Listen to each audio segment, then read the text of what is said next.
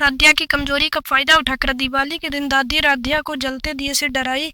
दादी को पता है कि राध्या आग से डरती है, इसलिए दादी बिजली बोर्ड से पूरे मित्तल परिवार का लाइट बंद कर देते, फिर सबसे तेल वाला दिया जलवाकर अपने मकसद को अंजाम देते हैं। दादी किया जलाकर राध्या को डराती है ताकि मित्तल परिवार में राध्या की दिवाली अच्छे से ना मन पाए, लेकिन दादी के सामने ही राध्या को अपने बाहों में पकड़ लिया। प्रथम तो रंगोली बनाती राध्या का कलर प्रथम के कपड़े में लग गया। फिर कहानी में आया एक नया ट्विस्ट। अब क्या है एक ट्विस्ट, आप लोगों को से बताने से पहले आप इस वीडियो को एक लाइक करके इस रिश्तों की कहानी यूट्यूब चैनल को सब्सक्राइब कर लीजिए, नहीं तो बाद में आप लोग भूल जाएंगे। कहानी में आगे मन अति सुंदर दिवाली का अंधेरा मित्तल भवन में दिवाली की तैयारी जोरों पर थी।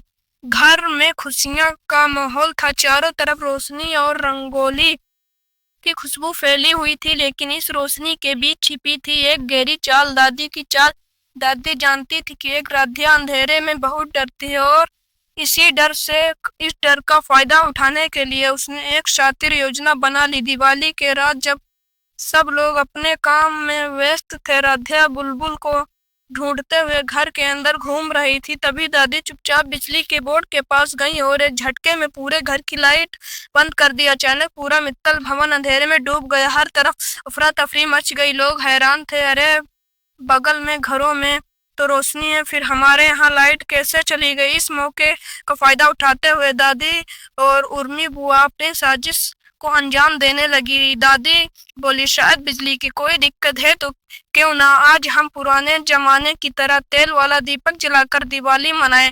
सभी को यह बात अच्छी लगी, लेकिन राध्या का चेहरा फीका पड़ गया। उसे बचपन से आग और अंधेरे से डर लगता था। उसने मन ही मन सोचा, मैं दीपक कैसे जलाऊंगी, अगर मुझसे कुछ गलती हो गई तो सब मुझे ही दोष देंगे। इसी बीच रजनी को राध्या की परेशानी का अंदाज हो जाता है।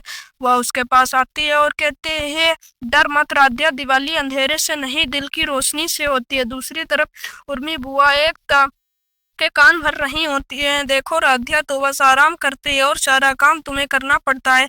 धीरे धीरे घर में तनाव का माहौल बनने लगता है। तभी अंधेरे में प्रथम की आवाज गूंजली और बुलबुल कहाँ हो तुम, और टॉर्च लेकर दौड़ता हुआ अंदर आता है। उसी वक्त राध्या फर्श पर झुककर रंगोली बना रही होती। पीछे से दादी अपने व्हीलचेयर पर धीरे धीरे आगे बढ़ती है और मौका देखकर राध्या को हल्का सा धक्का दे देती है। राध्या का संतुलन बिगड़ता है और वो गिरने वाली होती है, पर तभी प्रथम आगे बढ़कर उसे थाम लेता है। राध्या के हाथ का रंगोली वाला रंग प्रथम के कपड़ों पर लग जाता है। पूरा कमरा रंग और भावनाओं से भर जाता है। दोनों की नजरें मिलती हैं और एक पल के लिए जैसे अंधेरा की रोशनी में बदल जाता है। राध्या के डर पर अब प्रेम की जीत हो चुकी थी।